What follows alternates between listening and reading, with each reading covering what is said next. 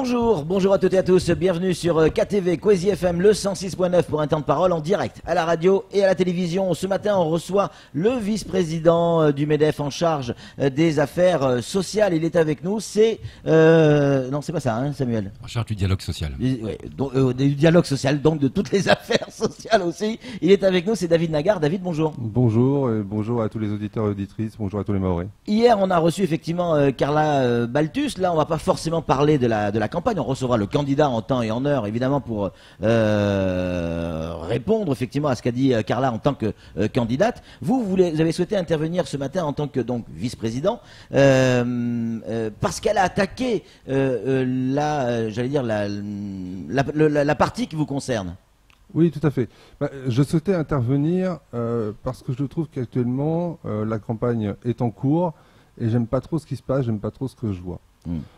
Pour revenir sur l'intervention de Madame Carla Balthus de ce matin, elle est en campagne et je n'ai pas à dire ce qui est bon, ce qui est pas bon. Je reviens juste sur les questions qui étaient relatives au fonctionnement.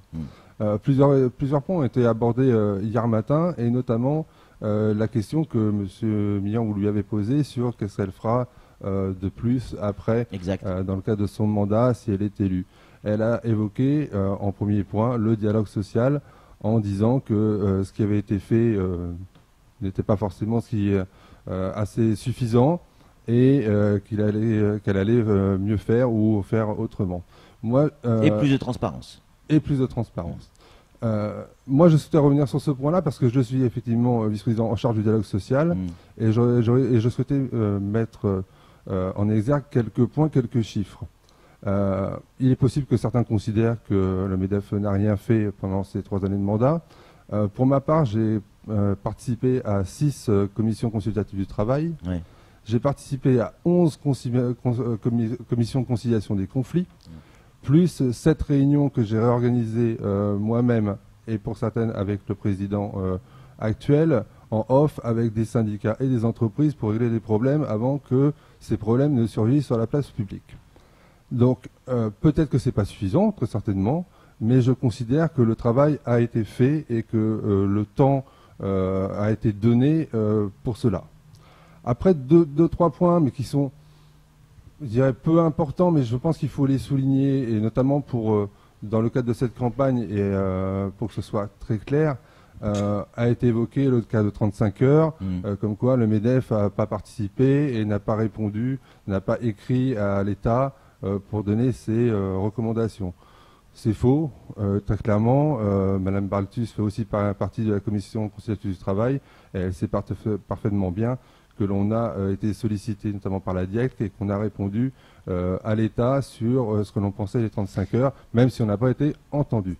Enfin, un dernier point sur la question des élections en elles-mêmes et sur la liste des adhérents. A été évoqué le cas de SMAE, qui est de longue date, le groupe Vinci fait partie du MEDEF et que bizarrement il n'est pas sur cette liste alors qu'il était à jour de ses cotisations. SMAE effectivement a rempli un acte d'adhésion le 11 janvier. Le règlement de sa cotisation est intervenu hier en date du 13 février, la liste étant établie au 8 février. Donc nous, la SMAE n'était pas à jour de ses cotisations. On a considéré en bureau que vu qu'ils avaient déposé un acte de candidature le 11 janvier, donc c'est-à-dire dans les temps impartis, et même si le règlement est arrivé après, ils ont été intégrés sur la liste des adhérents. Voilà, je voulais faire clarifier ce point. Oui, en même temps, la SMAE est dans le camp de Carla Balthus et pas forcément dans le vote, puisque vous êtes sur la liste de Thierry Galard. Je suis sur la liste de Thierry Galard, mais encore une fois, je ne suis pas là pour parler des élections. Moi, je suis là pour clarifier les choses. On parlait de transparence, je suis quelqu'un des plus transparents. Et c'est pour ça que j'évoque le cas de SMAE, donc il est bien sur la liste, il n'y a pas de difficulté. Moi, ce que je trouve, quelque part, déshonorant pour les entreprises actuellement, c'est ce qui se passe en off. C'est-à-dire, et là je ne parle pas des 2 prétendants à la présidence, je parle de ce qui se passe entre les adhérents entre eux. On nous dit que c'est la guerre. Ça se chamaille. Il commence à y avoir, pour reprendre les termes de quelqu'un que j'ai eu au téléphone encore tout à l'heure, il y a des plaies qui s'ouvrent. Et c'est bien dommage à l'heure où le MEDEF, plus que jamais, a besoin d'être uni il a besoin d'être fort. En même temps, c'est la campagne. C'est le moment où les uns et les autres sont pas forcément d'accord et mettre en exergue effectivement les désaccords. C'est le moment où il faut le faire. Après la campagne, tout le monde doit retrouver l'unité du MEDEF, et en tout cas, j'imagine. Mais oui, mais j'ai l'impression que c'est pas ce qui se passe actuellement. Et qu'il y ait campagne, que chacun prêche pour sa paroisse, là, je suis d'accord avec vous, c'est bien normal. Après, il ne faut pas qu'il y ait des scissions entre les différents adhérents, et c'est ce qui se passe. Et quand il y a scission, c'est très difficile de se dire après les élections tout va aller bien. Je ne pense pas. Et c'est au-delà du fait que je souhaitais revenir sur le point de fonctionnement du MEDEF. Ce que je souhaitais dire, c'est un appel que je fais, c'est que les deux prétendants à la présidence arrivent à se parler. Tout simplement. Chacun fait sa campagne comme il l'entend, mais arrive à se parler, ne serait-ce que pour apaiser les tensions. Vous parliez hier, j'entendais que le débat devient un peu politique. Moi, mon sentiment est que cette élection n'a pas à être politique. On est sur un enjeu économique qui est un volet politique dans le MEDEF nécessairement, puisqu'on a à travailler avec les élus locaux, on a à travailler avec l'État, etc. Oui, mais dans le cas de ces élections, dans le cas de le fonctionnement même du MEDEF, je trouve que le volet politique n'a pas sa place. David Nagard, vous parlez effectivement de transparence, mais on est bien d'accord qu'aujourd'hui, le MEDEF, on va dire 62 adhérents, grosso modo, 63 adhérents, est tenu par une poignée de chefs d'entreprise qui ont plusieurs entreprises. C'est-à-dire qu'une personne peut avoir plusieurs entreprises, et donc si on cumule ces quelques personnes qui ont plusieurs entreprises, ça peut constituer une réelle majorité. Est-ce qu'il n'y a pas un problème de représentativité au sein du MEDEF? Si, très clairement. Mais encore une fois, on est 63, le MEDEF a 63 adhérents, c'est trop peu. C'est clairement trop peu. Quand on prend les chiffres de la Réunion, on parle de plusieurs centaines.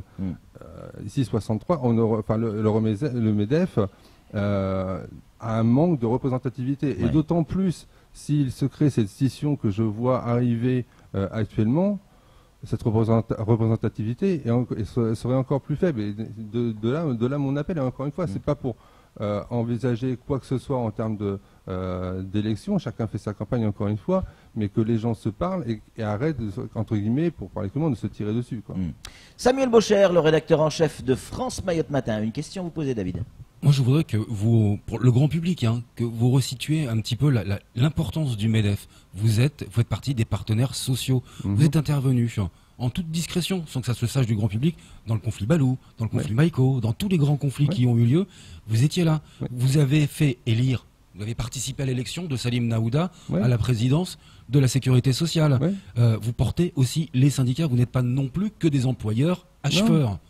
C'est ça le rôle du MEDEF aussi. Oui, tout à fait, mais on a bien vu, et là tout le monde le voit couramment, l'année 2017 a été marquée par de X grèves, je ne vais même pas les dénombrer, parce qu'il y en a eu... Il n'y a eu que 20 jours sans conflit. Voilà, là il y a, Maïko c'est terminé, mais le port est toujours en grève, et avec ce qui va arriver par la suite, il y a encore plein de sujets à traiter. Le cas des 35 heures est mis en place, mais il y a encore de nombreux sujets à traiter. Les retraites complémentaires notamment.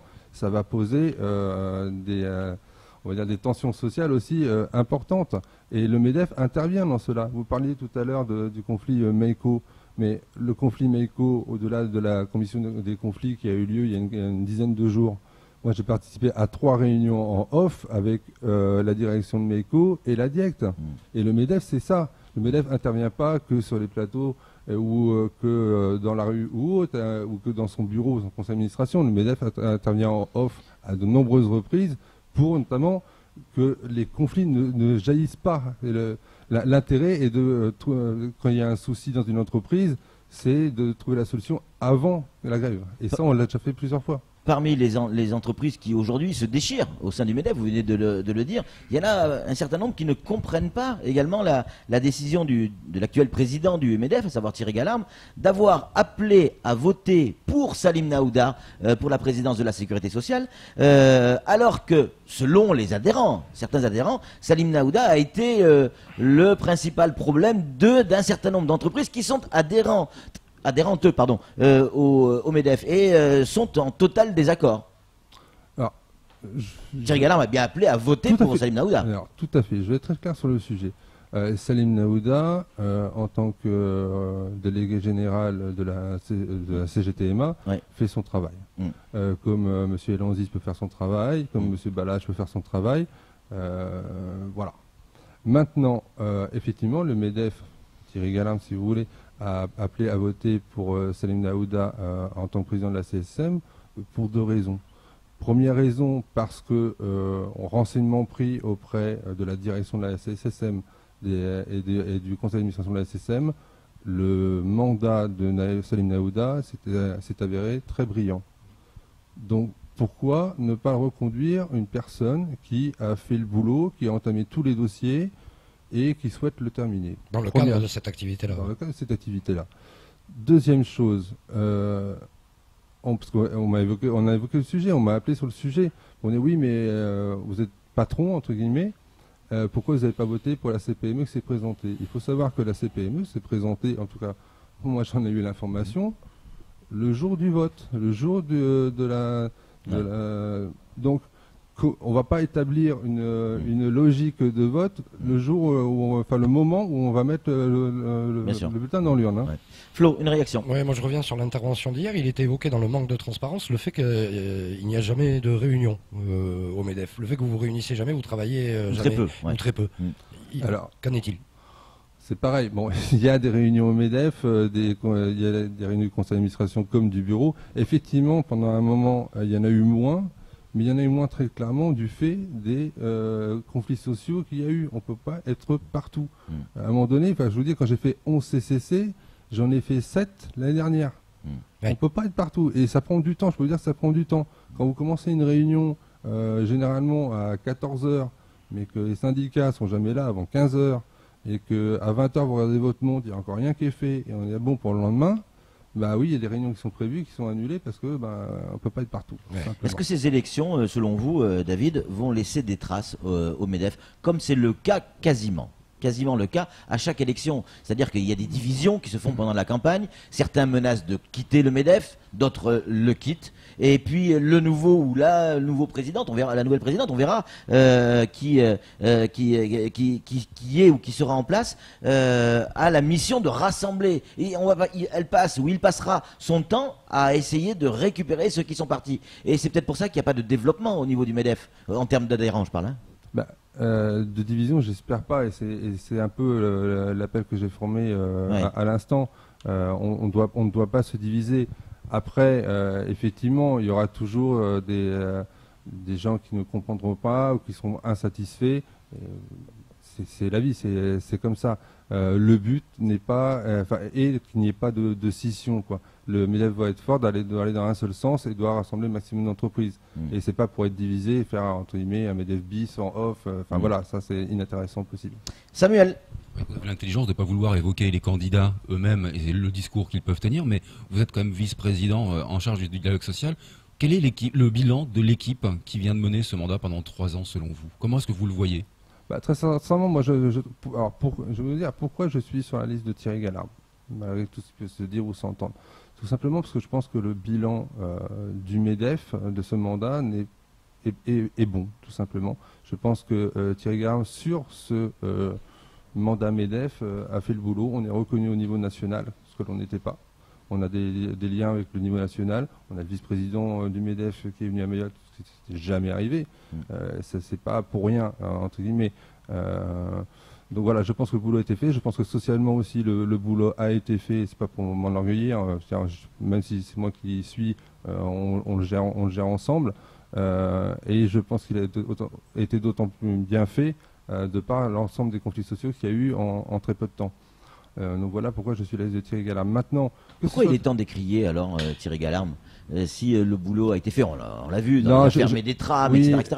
Oui, mais voilà, je pense qu'il y a un conflit sur la personne, pas forcément sur. Qui date pas des élections, hein, on est bien d'accord. Voilà, mais après je connais pas bien l'avis de Thierry Galard, entre guillemets, mais voilà, je pense qu'il y a un conflit sur la personne, mais pas sur le président, tout simplement. Voilà. Après, oui, encore une fois, que ce soit Thierry Galard qui qui remporte la présidence ou Carla Baltus, entre guillemets, j'allais pas dire je m'en fous parce que c'est pas beau de dire ça, mais du moment que ce soit la personne qui va pouvoir réunir l'ensemble des entreprises, garder, on va dire... Réunir, rassembler, ça va être un moment important après l'élection. Je dirais même, mais pas forcément après les élections, maintenant. C'est maintenant qu'il faut le faire, parce que je pense que si ça continue comme ça, tel que je vois les choses, là actuellement, pour reprendre les mots, encore je dis que je disais tout à l'heure, actuellement il y a quelques plaies qui sont ouvertes, il faut qu'elles se referment, avant qu'il y ait vraiment des blessures. Parce qu'une fois qu'il y aura des blessures, rassembler après, ça va être très difficile. De toute manière, si vous avez souhaité venir en plateau ce matin, c'est bien que vous craigniez quelque chose. Il y a quelque chose qui vous fait peur. Il y a un risque de scission, très clairement. Ouais. Ah oui, très clairement. Et le risque de scission au MEDEF peut avoir quoi comme conséquence? C'est-à-dire perdre la moitié des adhérents ou une partie Au-delà de ça, vous savez, il peut très bien y avoir des adhérents qui sont adhérents depuis des années, et c'est pas pour ça qu'ils participent à la vie du MEDEF. Ils pourraient très bien toujours être adhérents. Le risque, c'est que voilà, on est encore une fois peu nombreux en adhérents, 73. Moi, je trouve ça très faible. Faut pas que on soit entre guillemets en termes de représentativité une trentaine ou une quarantaine. Ce serait pas bon du tout. Au contraire, il faut garnir les rangs, et pour garnir les rangs, il faut créer de l'unité.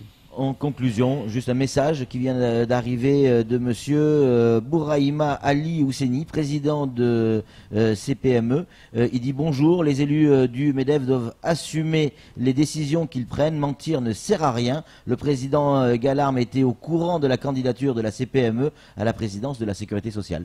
Encore une fois, comme je l'ai dit tout à l'heure, pour ce qui me concerne, et je viens de dire pour ce qui me concerne, je n'étais pas au courant.